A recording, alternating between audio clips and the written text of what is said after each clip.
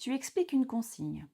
Tu prends le temps de la répéter. D'ailleurs, tu l'as même déjà répétée 5 fois. Et quelques secondes plus tard, un élève te demande: Madame, qu'est-ce qu'on doit faire? Cette situation est extrêmement fréquente.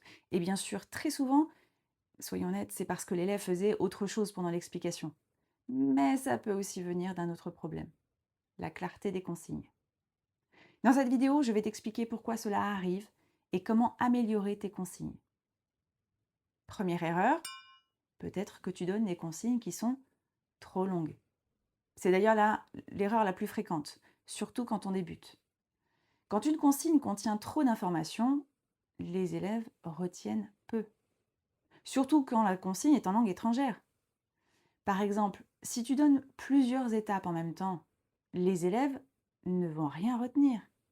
Ils seront confus et perdus. Donne-leur l'essentiel, ce dont ils ont besoin au moment de l'activité. Pas la peine de leur donner tout de suite toutes les étapes. Et pas question de donner des consignes trop complexes. Mets-toi à leur place. Je te rappelle que ces consignes seront certainement en langue étrangère. Imagine un peu.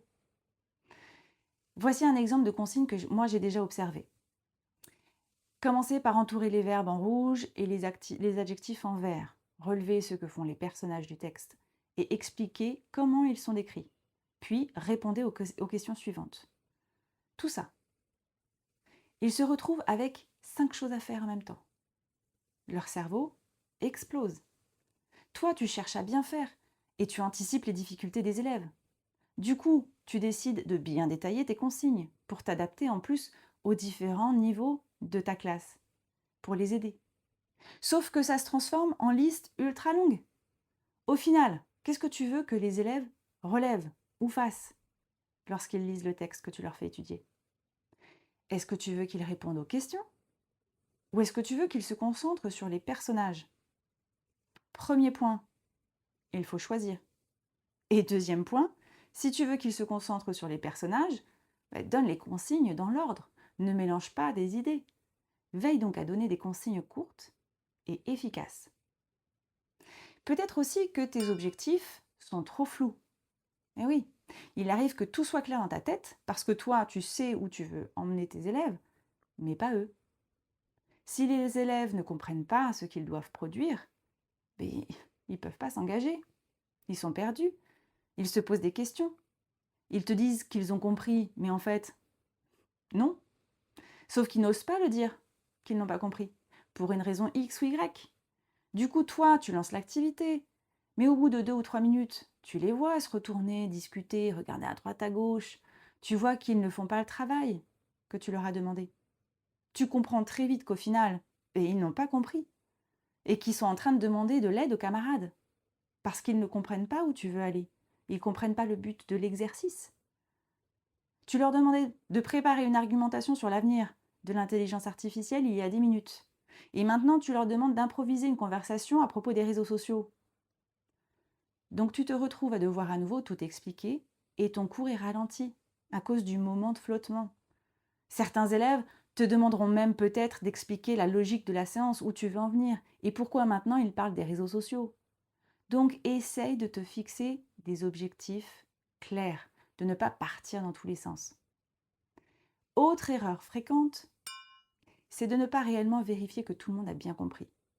Te contenter de dire c'est bon, tout le monde a compris, ça ne suffit pas.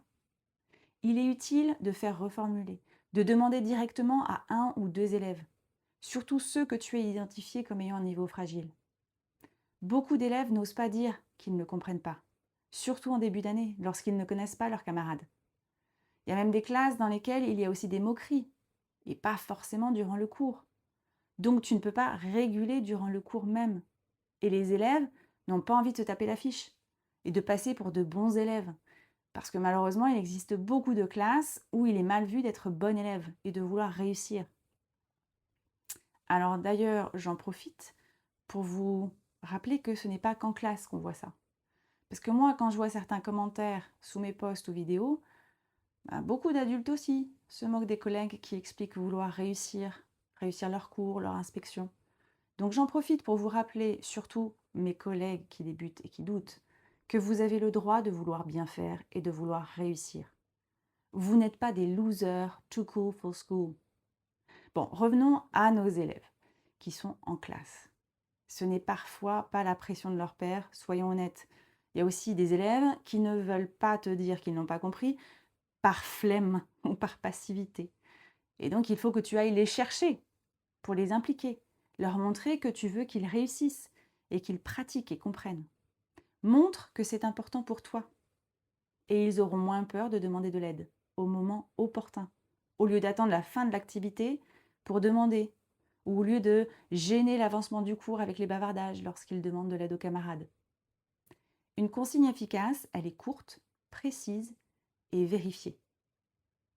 D'ailleurs, je t'ai fait un e-book simple pour t'aider à structurer tes consignes. Il est en description. Il t'aidera à gérer les classes sans t'épuiser. Améliorer ces consignes change beaucoup de choses en classe. Mets ces conseils en pratique à ton prochain cours et viens me dire en commentaire comment ça s'est passé. Bonne séance!